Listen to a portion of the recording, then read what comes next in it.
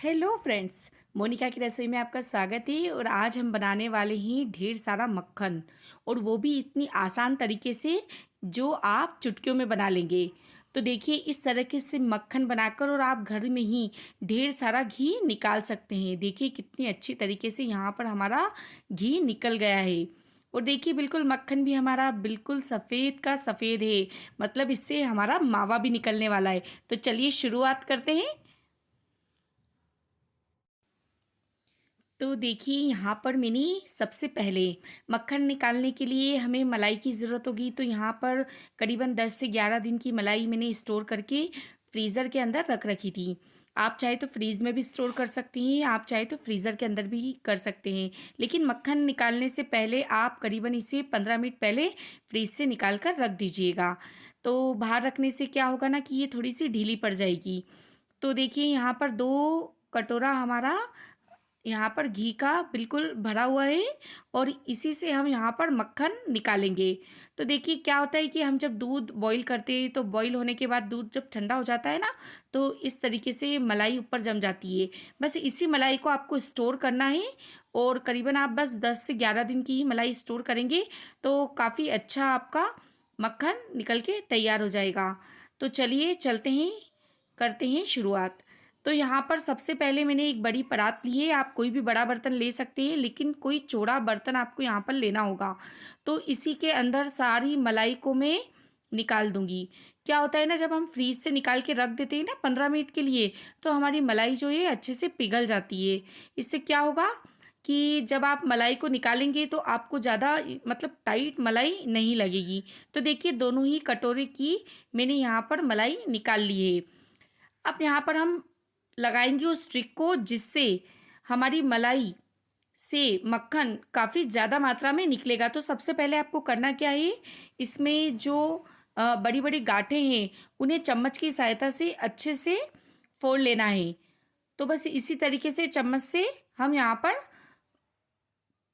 गांठों को अच्छे से फोड़ लेंगे। तो इसी तरीके से बस चम्मच चलाते हुए सारी मलाई को हमको मतलब एक साथ कर लेना है। तो इसी तरह से चम्मच से हमने मलाई को एक साथ कर लिया है।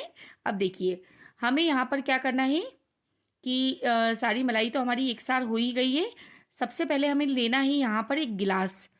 जैसा कि आपने देखा होगा कि गिलास के सहायता से हम यहाँ पर मक्खन निकालेंगे। तो सबसे पहले हमें लेना होगा यहाँ पर गिलास, और चपटे तले का हम यहाँ पर गिलास लेंगे, और उसकी सहायता से बस मलाई को इसी तरह से मैश करते जाएंगे।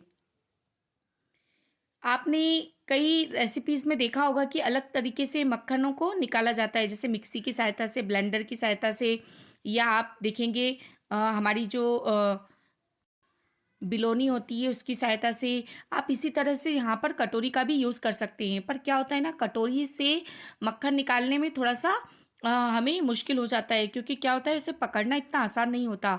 गिलास को पकड़ना बहुत आसान होता है। तो यहाँ पर बस इसी तरीके से हम गिलास की सहायता से मलाई को सबसे पहले अच्छे से मसल लेंगे। इसी तरह से मसलते जाएंगे ताकि ये बिल्कुल मलाई जो है स्मूथ हो जाएगी। तो बस इसी तरीके से हमें ग्लास को मलाई के ऊपर चलाना है, और मलाई को बिल्कुल स्मूथ कर लेना है। देखिए यहाँ पर मलाई हमारी बिल्कुल स्मूथ हो गई है। और बिल्कुल अगर आपको ऐसा लगता है यहाँ पर कि आपकी मलाई बहुत ज़्यादा टाइट है, तो आप यहाँ पर नॉर्मल पानी का यूज़ कर सकते हैं। मतलब पानी को मलाई के अंदर डाल दीजिए, और इसी तरीके से आप गिलास को चलाते जाइए। देखिए मैंने यहाँ पर आधा गिलास पानी इसमें ऐड कर दिया है, और बस इसी तरह से मैं गिलास को चलाती जाऊँगी। तो क्या होगा ना, आपकी मलाई से मक्खन जो है ऊपर की ओर आ जाएगा। तो आपको करना बस यही है कि इसमें थोड़ा सा पानी ऐड करते जाना है, और गिलास की सहायता से मलाई को अच्छे से मैश करते जाना है। देखिए इस तरीके से आप चलाएंगे ना, तो आपकी मलाई में बिल्कुल भी गुठलियाँ नहीं रहेगी। देखिए यहाँ पर मलाई हमारी बिल्कुल स्मूथ हो गई है, और मक्खन थोड़ा ऊपर दिखने लगा है। तो यहाँ पर मैंने पानी को थोड़ा और ऐड कर दिया है, और गिलास की सहायता से अच्छे से मिक्स करते हुए पानी और मलाई को अच्छे से हमें इसे मिक्स कर लेना है। तो इसी तरह से हम फेंटते जाएंगे। हमें यहाँ पर इस ट्रिक का बहुत ही आसान तरीके से यूज़ करना है, बिल्कुल भी आपको लगेगा नहीं, आपका मक्खन जो है 2 से 3 मिनट में बिल्कुल बनकर तैयार हो जाएगा। बस आप यहाँ पर इस बात का ध्यान रखिएगा कि आप जो पानी का यूज़ कर रहे हैं, वह ना तो ज़्यादा ठंडा होना चाहिए, ना ही ज़्यादा गर्म, क्योंकि मलाई तो हमने ठंडी फ्रिज से निकाल कर यूज़ की ही है। तो यहाँ पर देखिए हमारी मलाई बिल्कुल स्मूथ हो गई है और मक्खन हमें दिखने लग गया है। तो बस इसी तरीके से आप गिलास की सहायता से मक्खन निकालते जाइए।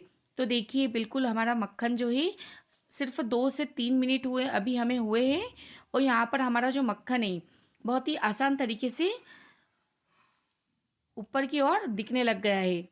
तो देखिए यहाँ पर मक्खन हमारा बिल्कुल दिखने लग गया है और आपको 2 से 3 से 4 मिनट लगेंगे इस रेसिपी को फॉलो करने में। यहाँ पर बहुत आसान ट्रिक है और बस इसी तरीके से आपको घुमाते जाना है और देखिए आप मक्खन हमारा गिलास के तले में भी बिल्कुल मक्खन हो गया है और देखिए आप हाथों से दबाकर हम देखेंगे ना तो ये हाथ में हमारे पूरा मक्खन आ रहा है। देखिए बिल्कुल मक्खन हमारा, मतलब अब आपको किसी बात की टेंशन करने की ज़रूरत नहीं है। अगर आपके पास मिक्सी नहीं है, आपके घर में लाइट नहीं है, आपके पास अगर ब्लेंडर नहीं है, तो भी आप सिर्फ एक गिलास की मदद से मलाई को निकाल सकते हैं।